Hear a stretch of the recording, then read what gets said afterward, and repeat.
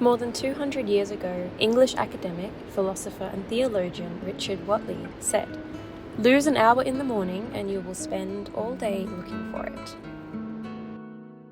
For centuries, people have been obsessed with morning routines and daily habits, as though they can somehow unlock the secret to unbridled success and happiness. I used to believe this. Recently, a TikTok trend called 5 to 9 before 9 to 5 has been showcasing people's extraordinary morning routines. They remind me of what my life used to look like. Don't get me wrong, there is wisdom to being productive first thing in the morning. I mean, rolling out of bed and doom scrolling is undoubtedly going to set you up for a worse day than going for a walk instead. But as with everything in life, we must find a balance.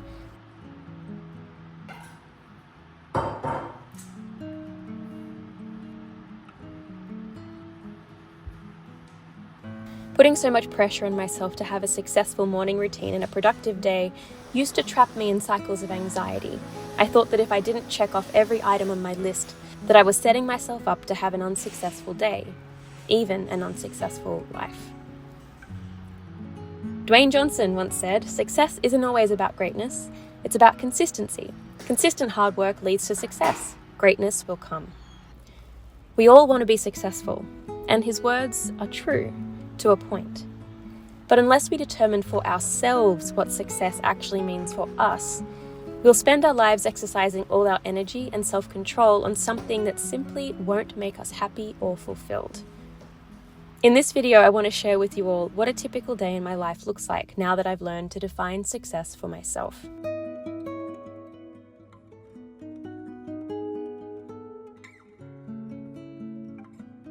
When I was younger, I used to wake up at 5 a.m. most days, and I would do a full morning routine.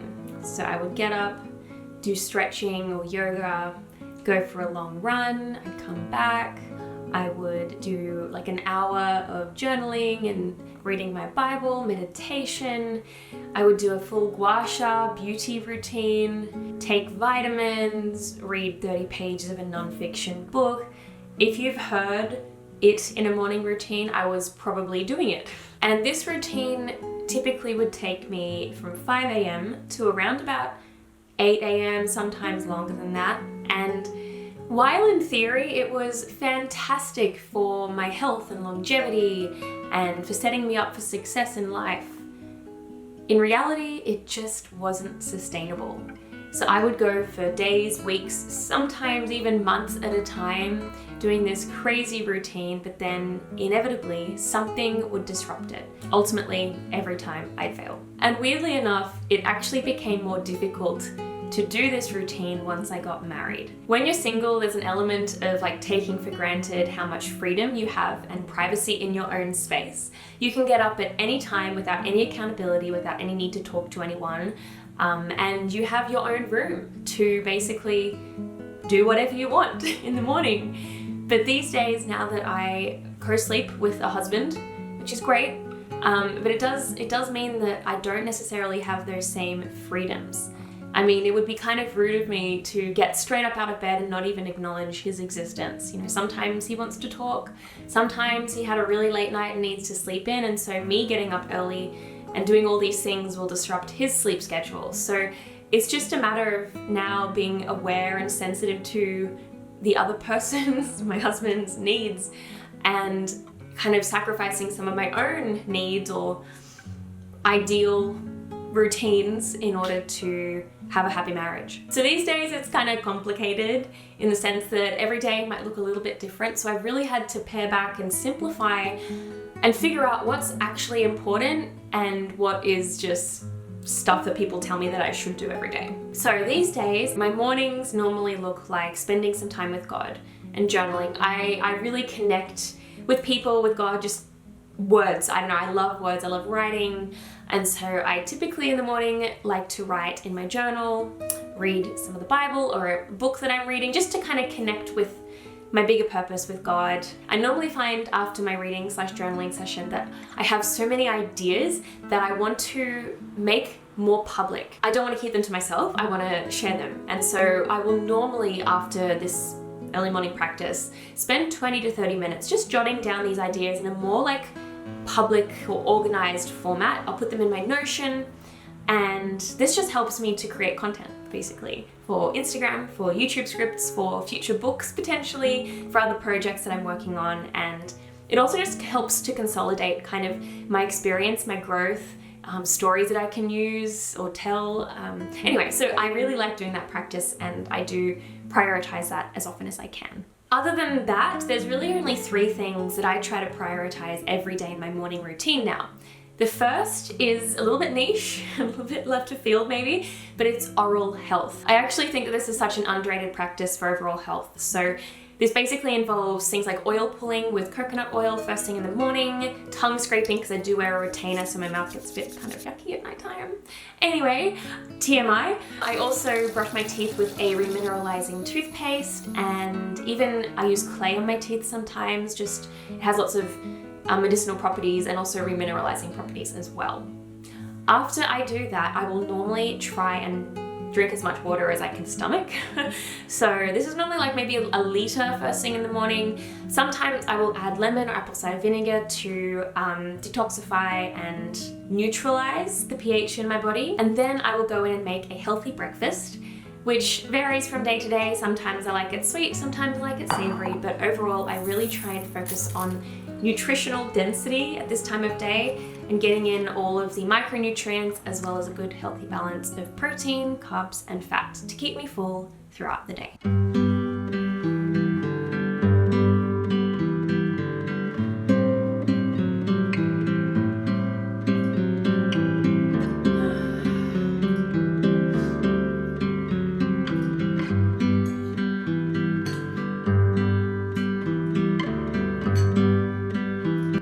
So every day I sit at my computer around 8:30, 9 a.m. depending on the time of day and how busy I am and how long my writing goes for and that kind of thing. And I look at the tasks I've written down the day before, normally the day before, that I gotta do today. And over time this has definitely changed and shifted, like the structure about how I do this has changed, but something that I've found really works for me recently is actually, it's a suggestion by Tim Ferris, the productivity guru guy, who talks about having 3 threes in your day. So the first is a 3-hour priority. In this case, I have a couple today that I have to get done, so I'm going to spend 3 hours across 3 of them. The next is shorter tasks. So these are 3 shorter tasks that won't take more than like half an hour each that you can get done. And then the other are 3 maintenance tasks that you have to get done as well. Not gonna lie, it's a really busy day because I was sick last week, so I've had to put some things on hold, and so the rest of my week is just like bam, bam, bam with meetings and projects and deadlines. And so today is the only day that I have to get this vlog done, this day in my life done, but also to get a bunch of like household stuff, life maintenance things done. So I have got a chock-a-block schedule today. I don't normally try and pack this much in. Holistic health. Yeah. Or health education. Okay, a question you might be asking yourself right now is, this girl just talked about the importance of slow living, and yet her day is chock-a-block full of things to do. What gives? What's going on there?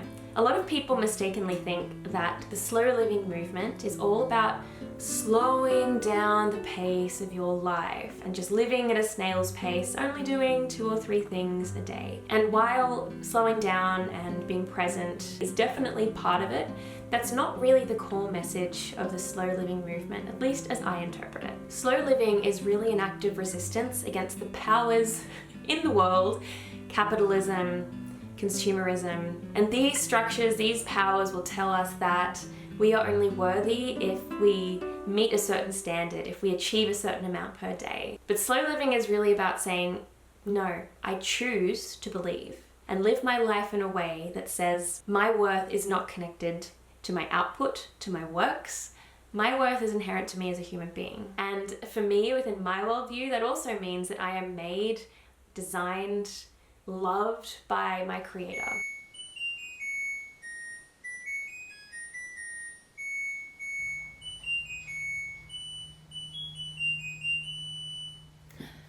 Folks, that is my cue to take a break. I'm gonna hang out the washing.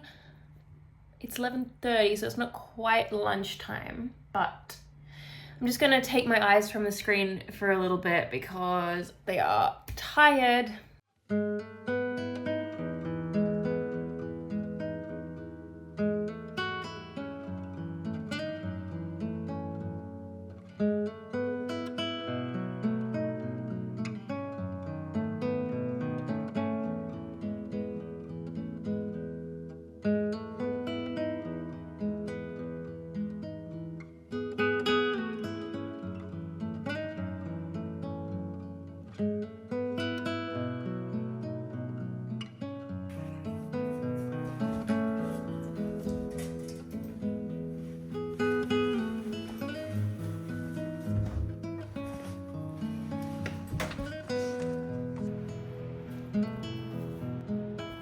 Howdy, partner. I love this so much. Sunshine. It's just the best mood booster ever.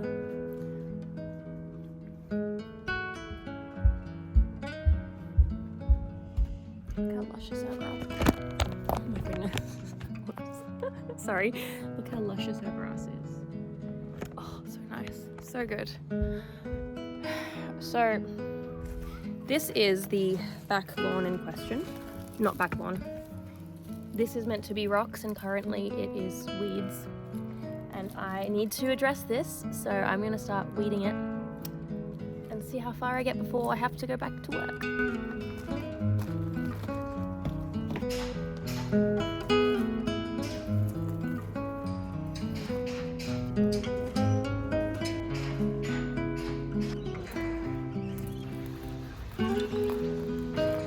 It's too much for me.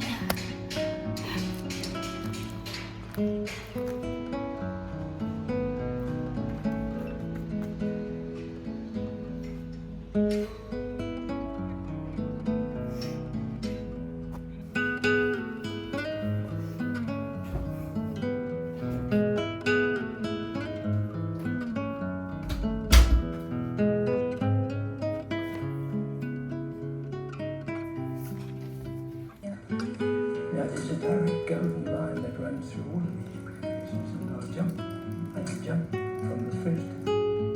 It's time for a little break. I'm gonna have lunch. It is 1 o'clock and I have nothing interesting to say, but I did make some amazing green bean and avocado salad last night. And it's really good, so I'm gonna have some of that and sit in the sun because the worst part, I mean, I worked through breakfast, so I'm not about to work through lunch as well, even though I used to do that all the time. I'm just gonna sit down here and have some lunch, maybe watch half of my show, even though that's not the most restful thing, but it's really good. Everything's gone away, I had up and struggle. I just need a light at the end of the tunnel. Woody's running. The old prospect door.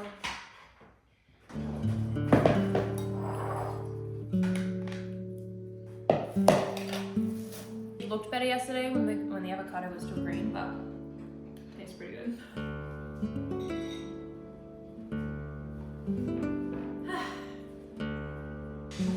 So maybe we can work out a payment plan. All I sort of taste that you can also act. You saw them. Just what did you love me more? I rented her out of habit because she needed me. So for those of you who may not be familiar with who I am and what I do, I run a business called Meld Creative Co. And it's basically a catch-all business for anything from branding to content writing. I do graphic design, illustration, social media management, copywriting, all that kind of stuff for multiple clients. So my day is normally a lot of sitting down, and one day I do hope to upgrade my desk to a standing desk and maybe have a treadmill, but that's just so expensive. And honestly, I do like having an excuse to get up out of my desk walk out of my office and go outside or do other things. So I do like to break up my day with some of those activities that I kind of used to do in my morning routine and no longer prioritize. But if I have time, if I have a moment, I will do them throughout the day. So this might be stretching, it might be skipping, it might be watering the plants, reading a book, spending time in the garden, just things that are really good for mental health, for just letting that cortisol release a little bit, and also help around the home. Look how big these silver beet are. Oh, they're huge. One of the things that is difficult when you work for yourself is trying to delineate what's work and what's personal life. Because I work from home, so my office is not only the place where I send out invoices, but it's also the place where I play with paint. So that can be a really confusing space, and it can actually be very difficult to shut down my brain for the day. Maybe you've noticed, maybe you didn't notice. But I didn't talk about any kind of exercise in my adapted, slow living morning routine. That is because I have actually found that it doesn't work for my body. My energy is much better spent in the morning creating. Whether that's writing, whether that's working on an art piece, whether that's making a video, I find that my mornings are just so much better spent when I get that out of the way, because that really is my number one priority. Exercise is obviously incredibly important, and I do that consistently, but I actually treat that as like a closing chapter on my day these days.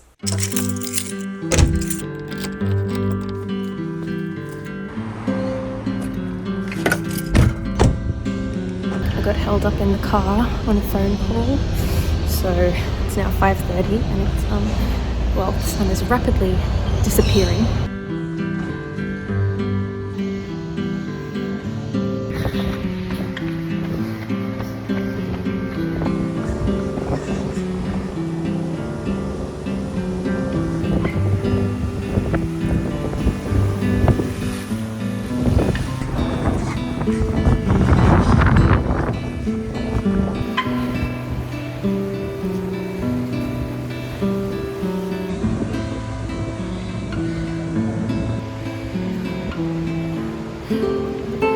So this brings us nearly to the end of a day in my life.